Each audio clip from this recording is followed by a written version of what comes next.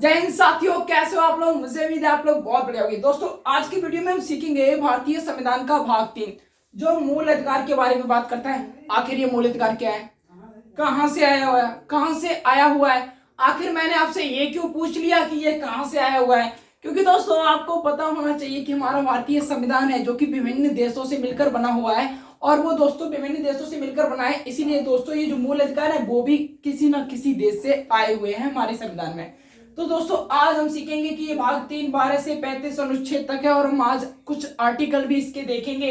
और दोस्तों हम सीखेंगे कि आखिर ये मूल अधिकार कहां से आया है। तो मैं पहले यही बता दूं दोस्तों आपको, जो ये मूल अधिकार आया हुआ है वो दोस्तों यूएसए से आया हुआ है, यूनाइटेड साउथ अमेरिका। क्या आप जानते थे? यस, आप जानते हो दोस्तों, यानी मैं सिर्फ यहाँ पे अमेरिका लिख दे रहा हूँ, बात बाकी तो आप कर ही लेंगे।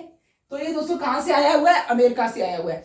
अब हम पढ़ेंगे कि अनुच्छेद 12 में क्या है, 13 में क्या है, 14 में क्या है, 15 में क्या है और आखिर हम आर्टिकल क्यों पढ़ रहे हैं। और दोस्तों ये बहुत ही ज्यादा इंपॉर्टेंट है क्योंकि आज आप जानोगे क्या आपके भी मूल अधिकार है। अब मैंने आपसे एक प्रश्न पूछा था जब वीडियो स्टार्ट किया था, बोलो क्या पूछा था, जल्दी बताओ। जी हाँ दोस्तों, मैंने आपसे पूछा था कि मूल अधिकार किसे कहते हैं, तो आपने बताया था। अच्छा एक प्रश्न और बताओ, एक प्रश्न और बताओ। भाग 2 में आपने एक चीज पढ़ी थी, क्या? नागरिकता।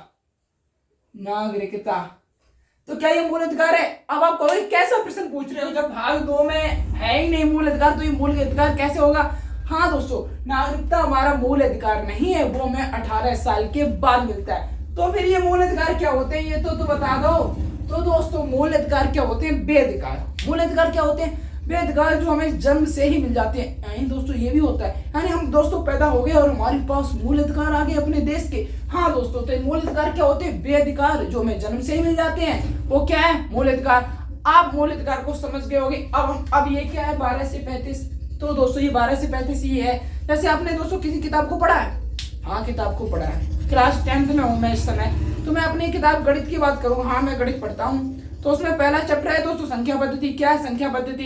दोस्तों वास्तविक संख्या है, तो वो दोस्तों वास्तविक संख्या पेज नंबर 1 से पेज नंबर 12 तक है। ऐसा कुछ होता है। ठीक उसी प्रकार जो हमारा भाग 2 है वो दोस्तों पेज 12 से पेज 35 तक है, बस ऐसे याद कर लो।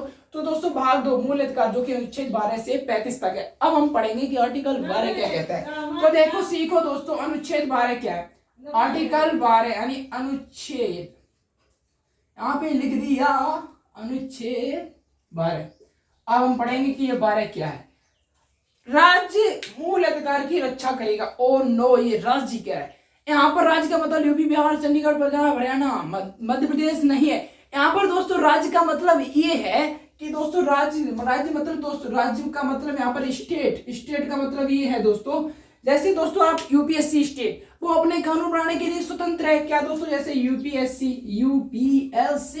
और दोस्तों यूपीएससी बिजली विभाग, रेलवे विभाग, ये दोस्तों अपने कानून बनाने के लिए एकदम स्वतंत्र है। स्वतंत्र मतलब अपने कानून बनाने के लिए इनको कोई भी किसी भी प्रकार की कोई परमिशन की जरूरत नहीं।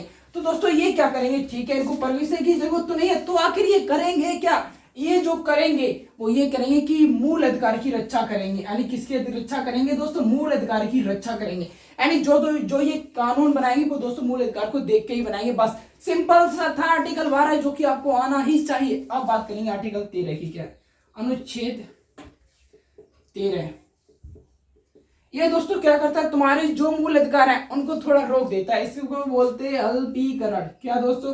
अल्पीकरण। अब आपका प्रश्न होना चाहिए कि अल्पीकरण क्या होगा। ये क्या होता है दोस्तों?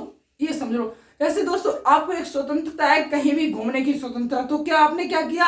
आप कहीं भी घूमने की स्वतंत्रता है आपको, तो आप रात के 10 बजे और किसी के घर में घुस गए और उससे बता रहे हो नहीं नहीं मुझे भारतीय संविधान कहता है कहीं भी घूमने की स्वतंत्रता, तो आपके लाठी डंडे पर पड़ेंगे आप पे और आपका संविधान सारा निकल पड़ेगा, क्योंकि कहीं भी घूमने की स्वतंत्रता। तो अल्पीकरण का मतलब ये है दोस्तों, ये कहता है तुम्हारे मूल अधिकार तब तक सीमित है जब तक किसी दूसरे व्यक्ति को प्रॉब्लम ना हो। तो दोस्तों ये तुम्हारे अधिकारों को रोकता है थोड़ा, कि तुम्हारे मूल अधिकार है, बहुत अच्छी बात है, लेकिन इनकी वजह से किसी दूसरे व्यक्ति को प्रॉब्लम नहीं होनी चाहिए। बस आपने पढ़ लिया। विशेषकर दोस्तों ये हम लोगों के लिए ज्यादा इंपॉर्टेंट है ही नहीं। अब हम पढ़ क्यों रहे हैं? जब इंपॉर्टेंट नहीं पढ़ क्यों रहे हैं? क्योंकि हमारे भारतीय संविधान में तो पढ़ना पड़ेगा, बड़ी तैयारी करोगे तो जरूरी पढ़ना पड़ेगा। अब जो मेन इंपॉर्टेंट है वो अब रियल कहानी स्टार्ट होती है। अनुच्छेद 14। अनुच्छेद 14 ये क्या कहता है दोस्तों? विधि के समक्ष समानता। विधि के समक्ष समानता। अब ये विधि के समक्ष समानता क्या है? ओह, तुम प्रधानमंत्री हो, तुमने किसी देश का ना, तुम प्रधानमंत्री हो, मैं एक आम नागरिक हूं। अब तुमने क्या है, किसी एक व्यक्ति को मार दिया, मैंने भी एक व्यक्ति को मार दिया क्योंकि प्रधानमंत्री ने मारा। अब दोस्तों सरकार क्या करेगी, ऐसा नहीं कि तुम प्रधानमंत्री हो तुम्हें सजा नहीं देंगे, अच्छा तुम आम आदमी हो तो तुम्हें सजा देगा। अर्थात दोस्तों कानून की दृष्टि से सभी समान है। तुम प्रधानमंत्री हो, तुम नेता विधायक या तुम डीएम एसडीएम कुछ भी हो, अगर तुमने अपराध किया है तो कानून सबको समान दृष्टि से देखेगा। ठीक है, देख लिया समान दृष्टि से। अब हम आपको, अब मुझे आप ये बता दो कि इतनी बढ़िया प्रक्रिया किस देश से आई हुई है? पता हुआ है? पता है? नहीं पता है? बिल्कुल आपको पता होगा। कौन से देश से आई है? ब्रिटेन से आई है। यानी दोस्तों जो कानून के समक्ष समानता वाली बात है वो किस देश से आई है? ब्रिटेन से आई होगी। अच्छा, आर्टिकल 14 को सीख लिया। अब हम कहीं जाएंगे घूमने तो और किसी ने मेरे साथ भेदभाव किया, यानी कोई भी हो, चाहे अधिकारी हो या आम नागरिक हो, कानून सबको समान दृष्टि से देखेगा। उम्मीद है दोस्तों आप आर्टिकल 14 को अच्छे से समझ गए होंगे। अच्छे से ही समझना, क्योंकि अगर आपने बेकार से समझ लिया तो फिर पढ़ोगे आर्टिकल 14। आर्टिकल 14 क्या था? विधि के समक्ष समता। ये तो समझ में नहीं आती आखिर ये विधि क्या है? इसको बोलते हैं कानून। क्या? कानून। अब कानून मत पूछ लेना कानून क्या है, क्योंकि आपको पता होना चाहिए। अब विधि के समक्ष समानता होगी, कितना अच्छा आर्टिकल था। अब आखिर आर्टिकल 15 क्या कहता है? अनुच्छेद आर्टिकल 15। अब हम आर्टिकल 15 को भी पढ़ेंगे यहाँ पे। दोस्तों पहले ऊंची जात, बड़ी जात, तुम लड़की हो तुम लड़का हो, लड़की नहीं पढ़ेगी लड़का पढ़ेगा घर का। अब ये कोई सिस्टम नहीं, क्योंकि दोस्तों ये कहता है, क्या कहता है? जाति। जाति समझते ही होगे, भारत में जाति के अंदर भी जाति है। जाति, धर्म, लिंग, जाति, धर्म, लिंग और जन्म स्थान। जन्म स्थान ये लिख दिया दोस्तों। जाति, धर्म, लिंग और जन्म स्थान के आधार पर कोई भी किसी भी प्रकार का भेदभाव नहीं होगा। आर्टिकल 14 क्या कहते हैं दोस्तों? जन्म, जाति और धर्म, लिंग के आधार पर कोई भी भेदभाव नहीं कर सकते। मतलब जाति के आधार पर भी भेदभाव नहीं कर सकते।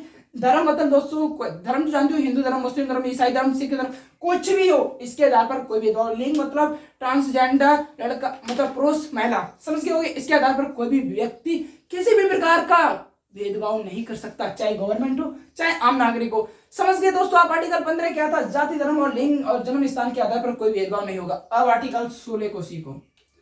आर्टिकल 16 क्या कहता है? अनुच्छेद, दोस्तों मेरे राइटिंग पे मत जाइएगा क्योंकि मेरा राइटिंग इज वेरी बैड और शायद आपको समझ में तो आ रहा होगा। तो अब आर्टिकल 16 क्या कहता है? क्या कहते हो भाई बताओ ना। हाँ वो बोलेगा, ये कह रहा है कि लोक नियोजन में समानता। मैं इसको बंद कर दे रहा हूँ क्योंकि समझाना है। लोक नियोजन समानता क्या होता है? लो नहीं पता। लोक नियोजन समानता का मतलब ये है दोस्तों, सरकारी नौकरियों में सब जो सरकारी नौकरियां हैं, सरकारी नौकरियां क्या होती हैं ये तो पता ही होगा क्योंकि तुम पढ़ क्यों रहे हो दोस्तों। शिक्षा का मतलब सरकारी नौकरी पाना नहीं है। अगर आप यही करोगे ना तो एक नौकरी भारत में पैदा होंगे, कभी मालिक नहीं। इसलिए अब ये कहता क्या वो सीख लो, क्या मैं मोटिवेशन देने लगा। तो दोस्तों ये कहता है लोक नियोजन में समानता। लोक नियोजन में समानता। भाई मैंने गलत लिख दिया हो, हिंदी पे मत जाना पर समझ जरूर लेना क्योंकि मैं हिंदी गलत लिखता हूँ। मेरे टीचर मुझे बहुत चिल्लाते हैं क्योंकि तुम हिंदी गलत लिखते हो तो ऐसे कैसे यूपीएससी क्या करोगे। तो मैं भी अपनी कमजोरियों को सुधारूंगा, आप लोग कमेंट में बताना। फिलहाल तो शायद सही लिखा हुआ है कि लोक नियोजन में समानता। आखिर अब लोक नियोजन में समानता समझ गए थे, सरकारी नौकरियों में सबको समान दृष्टि से ही देखा जाएगा। ठीक है, ठीक लिया। 16 भी सीख लिया, 12 भी सीख लिया, 13 भी सीख लिया, 14 भी सीख लिया, 15 भी सीख लिया और 16 भी सीख लिया। अब हम क्या पढ़ेंगे चलो वो भी बता देते हैं। अब आप पढ़ोगे आर्टिकल 17। आर्टिकल 17 क्या कहता है? ओ भाई मैं ठाड़ा ऊंची जात, तूने मुझे छू लिया, तू छोटी जात, तूने मुझे छू लिया, मैं हो गया अछूत। लो ये साला अछूत हो गया।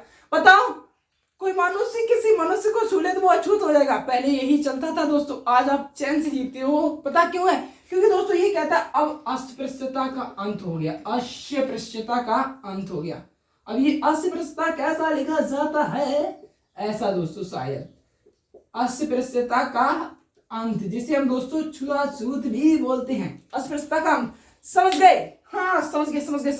अस्पृश्यता का अंत, कोई भी व्यक्ति अब छुआछूत नहीं कर सकता। समझ गए होगे आप लोग, आपको बहुत अच्छा लगा होगा ये आर्टिकल, मुझे पता है। जितने भी बेचारे छोटे जात के लोग थे। मैं बोल नहीं रहा हूँ, सब समान है, प्रत्येक नागरिक समान है, सिर्फ एक ही धर्म है दोस्तों, मानवता का धर्म, और सब हम हिंदुस्तानी है।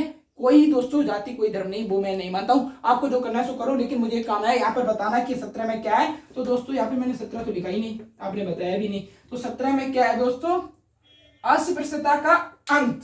ठीक है, अस्पृश्यता का अंत। आज हम दोस्तों आर्टिकल 17 तक ही कवर करेंगे, क्योंकि दोस्तों मैं आपको ज्यादा दे दूंगा आपके बाउंस हो जाएगा। अब आप ये बताओ मैंने 5 ही क्यों, मतलब 1 2 3 4 5 और 6, क्योंकि आप दोस्तों एक दिन में 6 आर्टिकल याद कर लोगे। और दोस्तों आपको पता है क्या करना है, सिर्फ 2 महीने पढ़ना है। 2 महीने में आपके दोस्तों 395 अनुच्छेद कवर हो जाएंगे, और आपको दोस्तों पूरा संविधान ऐसे आ जाएगा जैसे लोग एबीसीडी याद करते हैं।